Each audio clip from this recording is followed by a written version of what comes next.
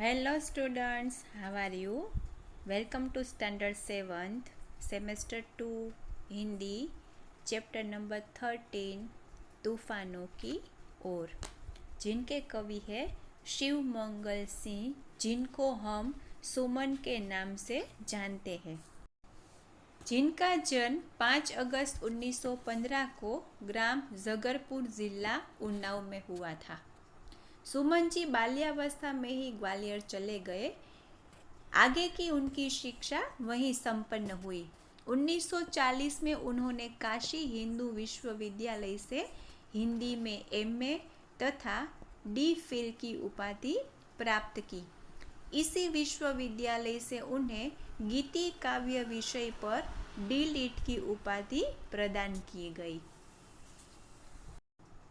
1974 में उन्हें भारत सरकार द्वारा पद्मश्री से सम्मानित किया गया।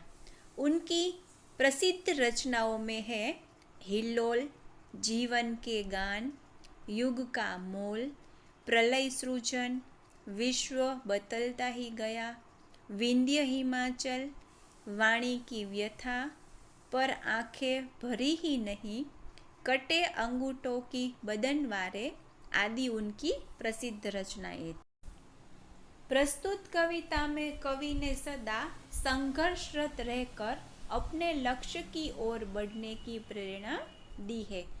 जिस तरह आग में तपकर सोना निखरता है, उसी तरह बाधाएं हमें जीने की नई राह दिखाती है।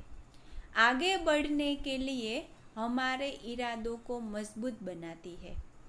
जिस प्रकार नाविक लहरों की थपेड़ों से भयभीत हुए बिना तूफानों का मुकाबला करता हुआ अपनी मंजिल तक पहुंचता है, उसी प्रकार मनुष्य को जीवन में आने वाली विषम और विकट परिस्थितियों से बिना घबराए सदा आगे ही बढ़ते रहना चाहिए। तो चलो आओ देखें तूफानों की ओर। तूफानों की ओर घुमा दो नाविक निज पतवार, आज सिंधु ने विष उगला है, लहरों का यौवन मचला है, आज हृदय में और सिंधु में साथ उठा है ज्वार। इस पंक्ति में कवि कहते हैं कि नाविक, तुम तूफानों की ओर अपनी पतवार घुमाओ। आज सिंधु ने विष उगला है, मतलब सागर ने विष जहर उगला है, लेकिन लहरों पर यौवन मचला है। आज हृदय में सिंधु में साथ ज्वार उठा है। ज्वार यानी कि तूफान, समुद्र की लहरों में जो तूफान उठा है, आज वो सारा समुद्र देख रहा है। तूफानों की ओर घुमा दो नाविक निज पतवार, लहरों के स्वर में कुछ बोलो, कुछ अधंड में साहस तोलो, कभी कभी मिलता जीवन में तूफानों का प्यार। कवि क्या कहते हैं कि लहरों का जो स्वर है, मतलब लहरों जिस तरंग से आ रहे हैं, उसी तरंग के साथ साथ हमें हमारे स्वर को मिलाना है, हमें हमारे साहस को उसके साथ जोड़ना है, तोलना है। हमारे जीवन में कभी कभी ऐसा तूफानों भरा प्यार आता है। तूफानों की ओर घुमा दो नाविक निज पतवार, यह असीम निज सीमा जाने, सागर को भी यह पहचाने, मिट्टी के पुतले मानव ने कभी न मानी हार। कवि क्या कहना चाहते हैं इस पंक्ति के माध्यम से कि असीम निज सीमा जाने, मतलब जिस सीमाओं का कोई सीमा ही नहीं, सागर को भी यह पहचानते हैं। भगवान ने जो ये माटी के पुतले बनाए, यानी कि जो मनुष्य बनाए हैं, वो कभी हार मानने वालों में से नहीं है, और वो कितनी भी मुश्किलें क्यों न आ जाए, अपने मंजिल तक पहुंचने में वो कामयाब हो ही पाते हैं। तूफानों की ओर घुमा दो नाविक निज पतवार, सागर की अपनी क्षमता है, परमाजी भी कब थकता है, जब तक सांसों में स्पंदन है, उसका हाथ नहीं रुकता है। इस पंक्ति में कवि क्या कहता है?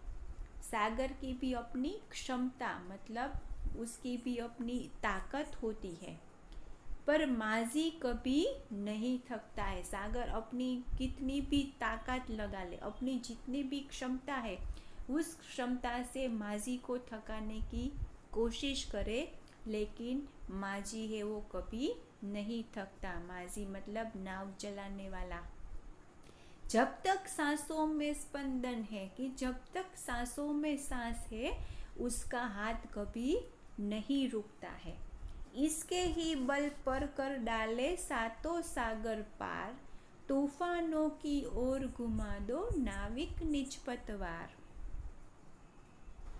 माझी के हाथों में जो बल है उसके ही बल पर वो सातों सागर पार कर सकता है।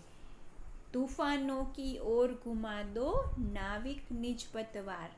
कवि क्या कहते हैं कि जिस तरह तूफान है उसी तरफ आप अपनी निज पतवार, यानी कि आप जो पतवार से अपनी नैया चला रहे हो उस दिशा में ही आगे बढ़ते चले जाओ।